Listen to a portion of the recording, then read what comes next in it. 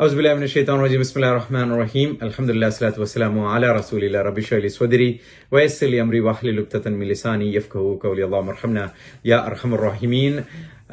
We are going through Surah Al A'raf. Surah Al A'raf, in the first few pages, Adam alayhi salam's story was spoken. Then Nuh alayhi salam's story was said, and then Hud alayhi salam, that's what we are dealing with now. Hud alayhi salam went to the people and he said, you do not have any ilah, the one to be worshipped other than Allah subhanahu wa ta'ala. The people rejected. And Hud alayhi salam says in verse number 71 in the next page, he says, قَالَ قَدْ وَقَعَ عَلَيْكُمْ مِنْ رَبِّكُمْ رِجْزٌ وَغَضَبٌ. The torment, rijz and ghalab, the torment, the punishment and the anger, ghalab of Allah subhanahu wa ta'ala is upon you. It is already fallen upon you from your Lord because of what they have been doing. They were associating partnership with Allah subhanahu wa ta'ala. Then Hud alayhi salam is asking, أَتُجَادِلُونَنِي فِي أَسْمَاءِ سَمَّيْتُمُوهَا أَنْتُمْ وَآبَاؤُكُمْ. Are you people disputing with me regarding the names which you and your forefathers named? And you do not, Allah subhanahu wa ta'ala has not sent down any authority for you to name those people as your ilah. So basically what happens is, from the time of Nuh alayhi salam, the shirk practice, associating partnership with Allah subhanahu wa ta'ala by building statues and idols and all that, and calling it as God and worshipping that and all that, started happening among the humanity. And they were generations after generations, they were worshipping these idols, and they were naming those idols and they're calling them as their God. Hud alayhi salam is saying, you yourself named these idols, and then you're calling them God and all that. Are you disputing with me regarding the names which you yourself has named? It's not Allah subhanahu wa ta'ala has sent down these idols saying that this is your God. So very clear. Then he said, look, فَانْتَظِرُوا إِنِّي مَعَكُمْ مِنَ الْمُنْتَظِرِينَ.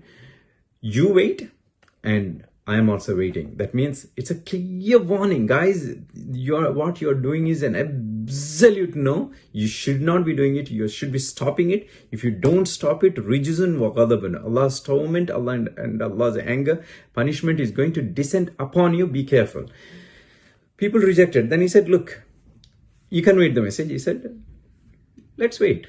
So very, very clear-cut message. People ended up not believing him. Majority of them did not believe, and Allah's punishment did happen, and that the community was destroyed, as we know from the history. Now, next, moving on, Allah subhanahu wa ta'ala, in verse number 73, Allah subhanahu wa ta'ala says, next generation, Thamud. Again, one of the earliest prophets. وَإِلَى ثَمُودَ. For the people of Thamud, أَخَاٌ صَالِحًا. We sent their brother Thamud. So for Hud and for the people of Ad and people of Thamud, for both those generations, Allah subhanahu wa ta'ala sent prophets among them, from amongst them. For Ad, it was Hud alayhi salam. For Thamud people, it was Salih alayhi salam. Look at the message. He said, Ya qawmi, O my people, Ubudullah. What is Abdullah? Same, Nuh alayhi salam and Hud alayhi salam in the previous page, same statement. Worship Allah, Arbudullah, ma lakum min ilahin khayruhu. You do not have any ilah other than him, other than Allah subhanahu wa ta'ala. Same straightforward message. You worship Allah subhanahu wa ta'ala. You do not have any other ilah other than Allah subhanahu wa ta'ala. Very important. Tawheed, the concept of Tawheed. We cannot speak enough about it, because that is the fundamental principles of Islam. The worship only to Allah subhanahu wa ta'ala. We have to be very clear cut on that. And then he continued to say that قَدْ جَاءَتُكُمْ بَيِّنَةٌ مِّن رَبِّكُمْ. I indeed come to you with a clear proof from your Lord. Rabbikum. He's addressing those people who associate partnership with Allah subhanahu wa ta'ala and worship all those idols and man-made idols and statues and all that, and said, look, I am coming to you with a very clear proof from your Lord, that is Allah subhanahu wa ta'ala, and I'm telling you that you cannot worship anyone other than Allah subhanahu wa ta'ala. Then he said, هذه ناقة الله. This is the she camel which is a miracle. All the prophets came with a miracle. Salih alayhi salam's miracle was the prophet. For the miracle was the she camel. And he said, give a clear instruction saying that, look, this is a she camel. It's a camel. It's an ayat from Allah subhanahu wa ta'ala.